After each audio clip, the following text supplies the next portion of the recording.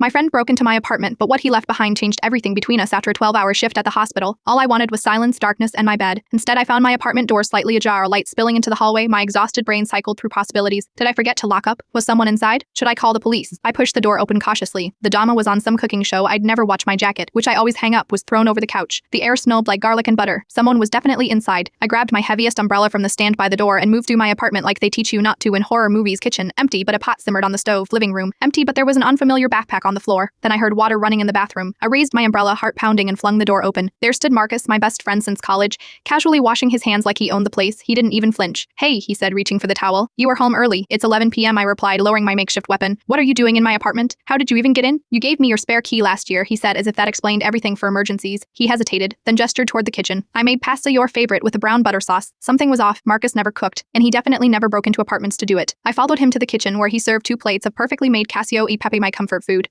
As we sat down, I noticed his eyes were red-rimmed. He stared at his plate. "Sarah left this morning, said she's been unhappy for months." His voice cracked. 3 years together, and I never even noticed. When my ex left me 2 years ago, Marcus had ordered this exact dish from my favorite restaurant every night for a week, sitting with me while I processed the heartbreak. He couldn't cook it himself then. He must have learned just for this moment to return the favor. "I didn't want to be alone," he admitted, "but I didn't know how to ask." We ate in silence for a while before I said, "Next time, just call first, and maybe don't reorganize my shoes." He laughed for the first time that night. Deal. After dinner, I set up the couch with blankets and pillows. As I headed to my bedroom, he called out, "Pikes for not hitting me with that umbrella." "Thanks for not being a murderer," I replied. Sometimes friendship doesn't need words. Sometimes it's breaking into someone's apartment to cook them dinner because you know they'll understand why you came, and sometimes it's letting them stay, no questions asked, because you've been there too.